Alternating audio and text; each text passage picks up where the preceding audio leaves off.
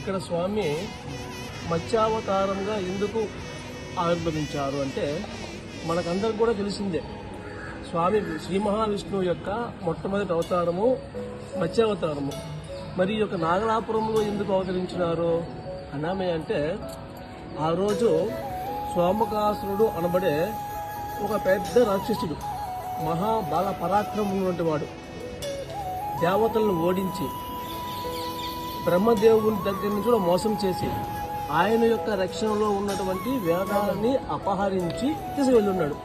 మరి ఎందుకు వేదాలు అపహరించారు అన్నామయ్య అంటే దేవతలకి ఇంత శక్తి, ఈ సామర్థ్యము, ఇంత నాలెడ్జ్ ఏ విధంగా వచ్చింది? వీళ్ళ యొక్క వేదాలు చదవడం వల్ల వీళ్ళకి నాలెడ్జ్ వచ్చింది. కాబట్టి ఈ యొక్క వేదాలని అపహరించేసినామయ్య అంటే వీళ్ళకి యొక్క నాలెడ్జ్ ఉండదు, వాళ్ళ శక్తి తగ్గిపోతుంది అన్నటువంటి ఉద్దేశంతో దాన్ని తీసుకొచ్చేసాడు. అయితే తీసుకొని వెళ్ళిపోతూ ఉన్నప్పుడు ఆయనకి ఇంకో సందేహం వచ్చింది. నాకన్నా బల పరాక్రమశాలి కదా శ్రీ మహావిష్ణువు. ఈ శ్రీ మహావిష్ణువు నన్ను కూడా సంహరించి ఈ యొక్క వేదాలని తిరిగి తీసుకోకుండా ఉంటాడా? కాబట్టి దీనిడన్నా దాచిపెట్టేయాలా, సేఫ్ గార్డ్ చేయాలా అనేసి సముద్రంలో పోయేసి దాచిపెట్టేశాడు. దాచిపెట్టేసి దానికి అతని ఆ రాక్షసుడే రక్షణగా ఉన్నాడు. అందరూ దేవతలు కూడా బ్రహ్మతో సహా శ్రీ మహావిష్ణువు దగ్గరికి వెళ్ళి విషయం తెలుసుకుంటే ఆయన యొక్క దివ్య దృష్టితో యొక్క సోమకాసుడి యొక్క ఉనికిని తెలుసుకొని ఆ సముద్ర గర్భంలో విష్ణుమూర్తి ప్రవేశించి అక్కడ మత్స్యావతార రూపుడయ్యాడు. వాళ్ళిద్దరి మధ్య, ఆ యొక్క సోమకాసుడి మధ్య, ఈ యొక్క నారాయణమూర్తి మధ్య మత్స్యావతారంగా అనేక సంవత్సరాల పాటు యుద్ధం జరిగింది. ఇప్పుడు వీళ్ళు ఎక్కడ ఉండారనే విషయము దేవతలు కూడా తెలియదు. అప్పుడు ఈశ్వరుడు ఎక్కడ ఉన్నాడు అని అలా ఆయన యొక్క దృష్టిలో వీక్షిస్తే సముద్ర గర్భంలో యుద్ధం చేస్తూ ఉన్నాడు. చాలా ఉగ్రమూర్తిగా ఉన్నాడు. అది తెలుసుకొని ఇంకా సోమకాసుడు సంహరించిన తర్వాత చాలా ఉగ్రంగా వస్తే ఈ ప్రపంచం తట్టుకోవడం చాలా కష్టము. కాబట్టి అమ్మవారిని ప్రార్థించాడు.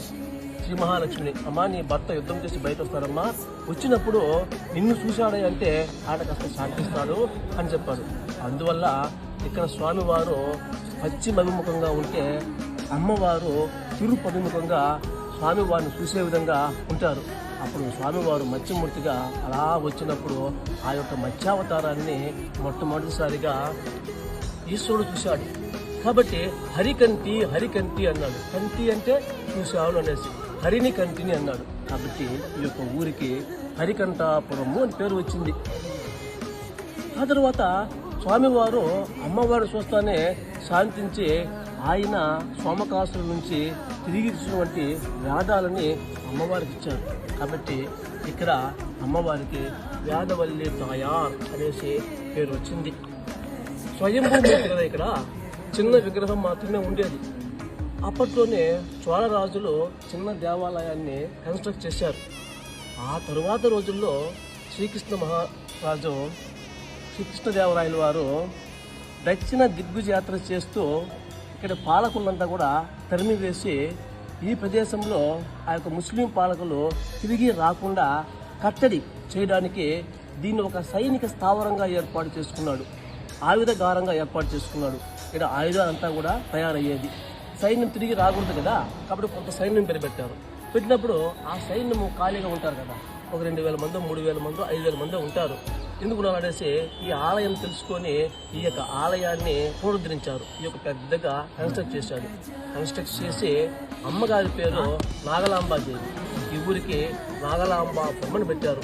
బ్రిటిష్ కాలంలో ఇది నాగలాపురం అయిపోయింది. స్వామివారు నిజమూర్తి. స్వామివారు చూసినామే అంటే అన్ని కోరికలు నెరవేరుతుంది. ఇలాంటి దేవాలయము మన భారతదేశంలో ఇంకెక్కడా లేదు.